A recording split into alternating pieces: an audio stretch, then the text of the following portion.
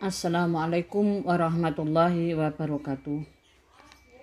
Anak-anak, sebelum pembelajaran dimulai, jangan lupa mengisi absen terlebih dahulu dengan nama lengkap, kelas, dan nomornya.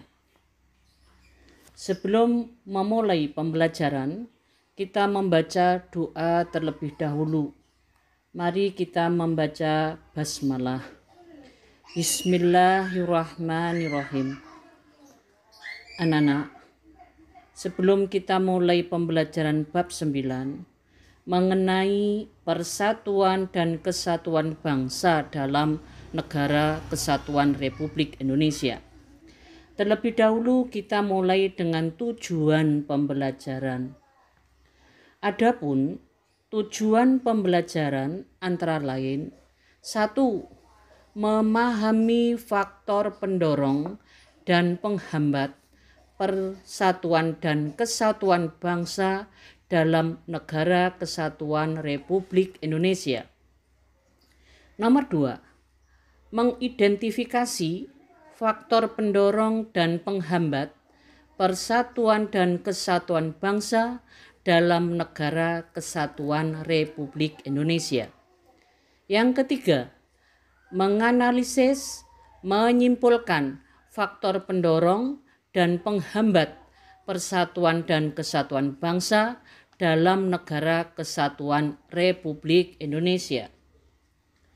Anak-anak, bab 9 mengenai persatuan dan kesatuan bangsa dalam negara NKRI. A. Makna persatuan dan kesatuan bangsa. Persatuan dan kesatuan merupakan senjata yang paling ampuh bagi bangsa Indonesia, baik dalam rangka merebut, mempertahankan maupun mengisi kemerdekaan. Adapun konsep dasar antara lain: 1. Persatuan. Secara umum, persatuan adalah perkumpulan atau berbagai corak, mulai dari kalangan ras, budaya, hingga adat istiadat. Antara lain menjalin rasa kekeluargaan. Yang berikutnya, menjalin rasa kemanusiaan, rasa persatuan dan kesatuan, saling melengkapi satu sama lain. Nomor 2, kesatuan. Apakah yang dimaksud kesatuan? Kesatuan artinya adalah hasil perkumpulan tersebut yang telah menjadi satu dan utuh. Artinya, dengan adanya kesatuan adalah perwujudan Kepulauan Nusantara sebagai kesatuan politik.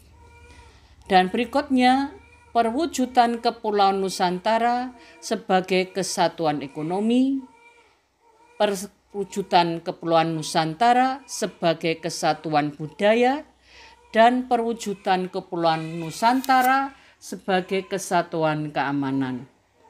Nomor 3, arti bangsa. Bangsa artinya adalah suatu kelompok manusia yang dianggap memiliki identitas bersama dan mempunyai kesamaan bahasa, budaya, dan sejarah, serta tunduk kepada kedaulatan negara, bahkan terbentuk karena beberapa faktor, antara lain: primordial, 2, sakral, yang ketiga adalah tokoh, yang keempat perkembangan ekonomi, yang kelima Bhinneka Tunggal Ika, dan yang keenam tentang sejarah, dan nomor ketujuh adalah kelembagaan. Integrasi nasional. Integrasi nasional artinya adalah proses persatuannya sebagai perbedaan aspek di dalam masyarakat melalui upaya negara. Perbedaan tersebut meliputi suku, agama, dan budaya. Faktor-faktor pemersatu bangsa antara lain: 1. adalah Pancasila, yang kedua Undang-Undang Dasar Negara Republik Indonesia, yang ketiga bendera merah putih, Yang keempat, lagu kebangsaan Indonesia Raya. Yang kelima, bahasa Indonesia. Yang keenam, Sumpah Pemuda. Yang ketujuh, Satu Wilayah Indonesia. Yang kedelapan adalah Satu Pemerintahan Negara. Nomor 5, nasionalisme. Apa arti nasionalisme? Nasionalisme artinya adalah paham kebangsaan dari masyarakat suatu negara yang memiliki kesadaran dan semangat cinta terhadap tanah air dan bangsa yang ditujukan melalui sikap maupun tingkah laku masyarakat. Adapun ciri-ciri nasionalisme menurut DRS Sudyo antara lain 1, adanya persatuan dan kesatuan negara. 2, adanya organisasi modern yang bersifat nasional. Dan yang ketiga, perjuangan yang dilakukan sifatnya nasional. Nah, sekarang kita lanjutkan tentang tujuan nasionalisme. Tujuan nasionalisme antara lain 1, meningkatkan rasa cinta terhadap tanah air bangsa. Yang kedua, membangun hubungan yang rukun dan harmonis antara individu dan masyarakat.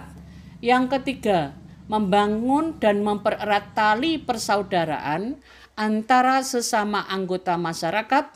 Yang keempat, menumbuhkan semangat rela berkorban bagi tanah air dan bangsa.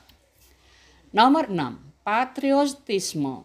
Patriotisme artinya adalah rasa kecintaan dan kesetiaan seseorang kepada tanah air, bangsa, dan sikap mengabdi demi kesejahteraan.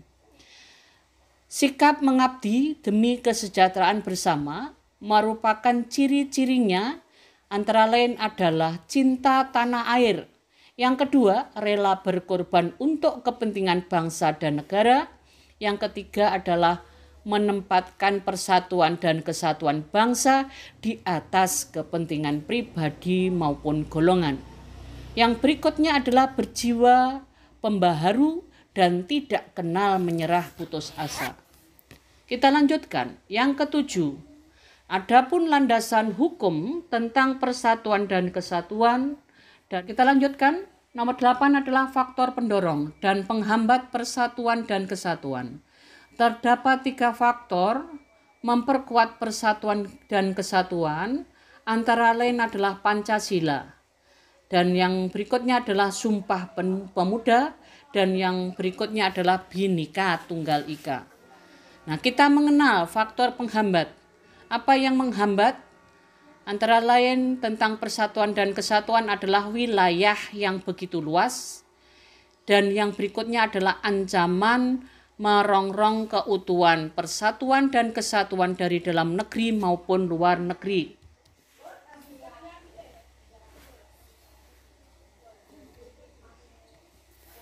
Sekarang kita lanjutkan. B. Kehidupan bernegara dalam konsep NKRI. 1. Hakikat negara kesatuan dan serikat. Ciri-cirinya antara lain negara kesatuan adalah hanya memiliki 1 kepala negara. 2. Terdapat konstitusi atau undang-undang dasar. Yang ketiga, mempunyai Dewan Menteri. Yang keempat, memiliki 1 lembaga perwakilan. Negara serikat adalah suatu negara yang terdiri atas beberapa negara bagian, tetapi setiap bagian tersebut tidak berdaulat. Kita lanjutkan.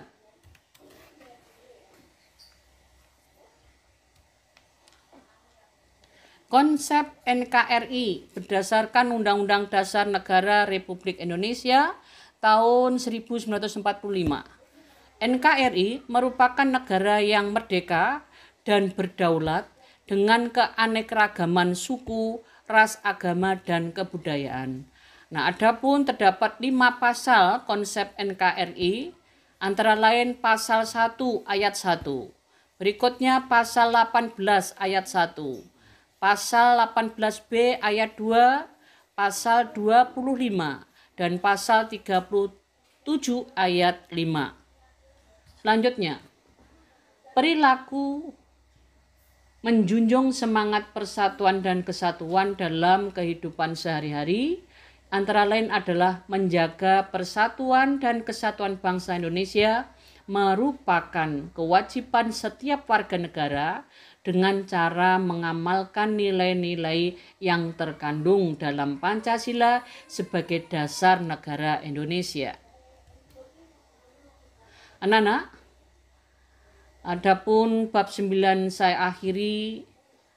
Mungkin dalam saya memberi pembelajaran ada kesalahan saya minta maaf. Dan di sini sebelum kita akhiri, tolong tugas saya yang belum mengerjakan segera mengumpulkan, jangan menunda-nunda karena ini menentukan kenaikan kelas kalian. Adapun tugas saya membuat peta konsep bab 9 dikerjakan di buku tugas dan difoto serta dikirim di Google Classroom, dan jangan lupa mencantumkan nama, kelas, dan nomor absen. Anak-anak, saya akhiri sampai di sini. Saya minta maaf dan saya akhiri. Alhamdulillah. Assalamualaikum warahmatullahi wabarakatuh.